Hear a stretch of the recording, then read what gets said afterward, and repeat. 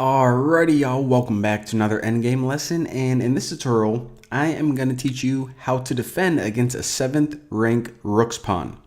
Now, this is situation pawn on the 6th rank, or from Black's perspective, the 3rd rank, and we'll move this pawn up in a second, but before I do, I just kind of want to go over exactly what each piece is trying to do in this position, because once we understand this concept, we're going to pretty much understand this entire tutorial. So we know that this pawn on h3, what they want to do is this pawn wants to become a queen. Now this knight on f5, what they want to do is they want to stop this pawn from becoming queen, even if it means committing suicide, even if it means that the knight's going to be captured. Their goal is to pretty much prevent this pawn from queening.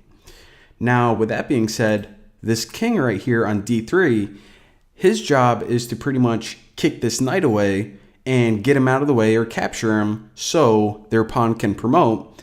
And this king, the white one on a8, what they want to do is they just want to get closer to the action because they're pretty much useless right now.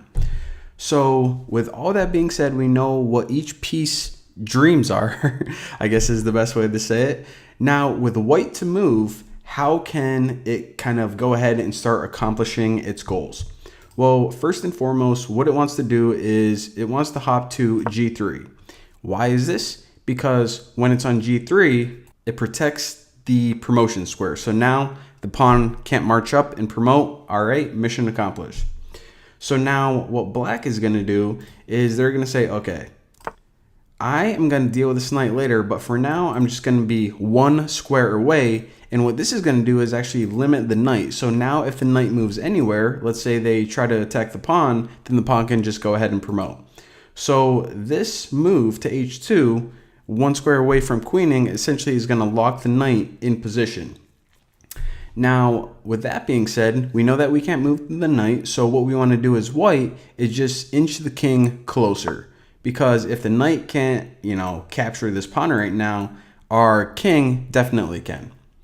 Now, another thing I want to point out, and this is probably the key of this position, is that the Black king really can't just start marching towards the knight, because we know that it can't move here or here because the knight has these squares protected. It will just, well, it's not even legal. And another key thing to point out is that it also can't move to d2 or e3.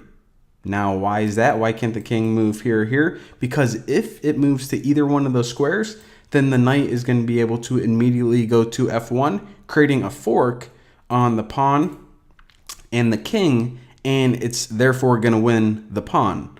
So, all right.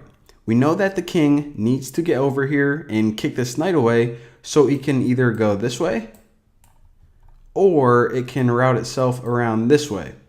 But what I'm essentially saying is that all of these squares, these blue ones, looks like a Tetris piece right here, it cannot go to, or if it does, it's immediately going to lose the game. Or some of them, it isn't even legally allowed to go to. So from Black's point of view, let's just say they start marching up this way, trying to reroute around here. Well, now what we can do is just with each move, since this is going to take the Black king a long time, just move the white king a bit closer. So we'll say that they go to c6, Black e5, and then we'll say c5 for the white king. Now Black can go to f4. Now, of course, if we don't want to lose the knight, then another square that it can go to accomplish his goal is just h1. So again, it moves away from the king, which is our first objective, and also stops this pawn from queening. Good enough.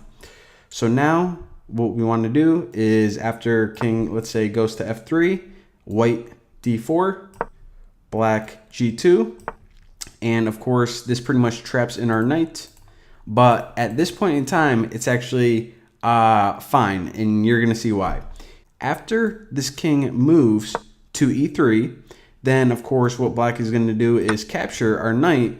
We can go ahead and take our king and move it to f2, and this is a stalemate. The Black king can't go anywhere because it's guarded by our white king. Obviously the pawn can't move backward because it's a pawn, and mission accomplished. So I just wanted to point this out because as long as your knight is close enough to the action, it doesn't matter if your king, the white king, is as far away as possible on A8, as long as you maneuver your knight to protect the queening square.